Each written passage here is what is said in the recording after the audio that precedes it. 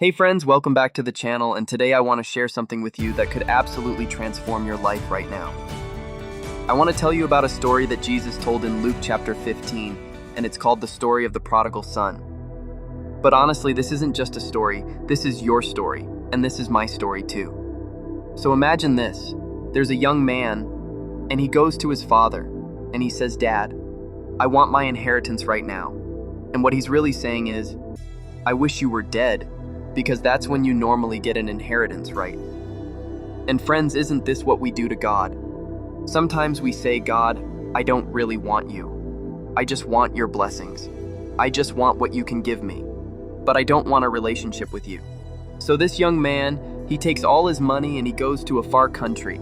And he parties and he lives wild and he spends everything. And before you know it, he's got nothing left. Absolutely nothing. And there's a famine in the land. And he ends up feeding pigs. And for a Jewish person, feeding pigs was the lowest of the low. You couldn't sink any deeper than that. And here's what I want you to understand. Sin will always take you further than you wanted to go. It will keep you longer than you wanted to stay. And it will cost you more than you ever wanted to pay. That's just the truth about sin. But then something beautiful happens. The Bible says, he came to his senses. And I love that phrase, he came to his senses, because transformation always begins when we wake up and see the truth about where we are. And this young man, he realizes even my father's servants have food, and here I am starving. So he makes a decision. He says, "I'm going to get up and I'm going to go back home. And I'm going to tell my father, I have sinned against heaven and against you. And I'm not worthy to be called your son.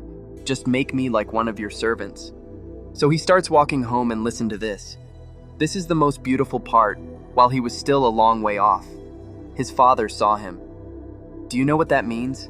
His father had been watching that road every single day, waiting, hoping, praying for his son to come home. And when the father sees him coming, what does he do? He runs. And in that culture, older men didn't run. It was considered undignified. It was shameful.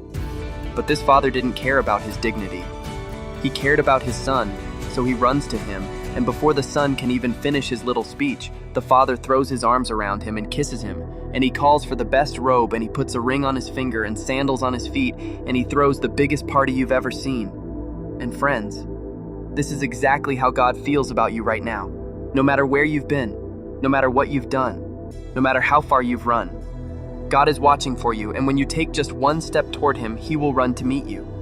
You see, the son thought he would come back as a servant, but the father restored him as a son, because that's what love does. Love doesn't keep a record of wrongs. Love doesn't say, "I told you," so love just welcomes you home.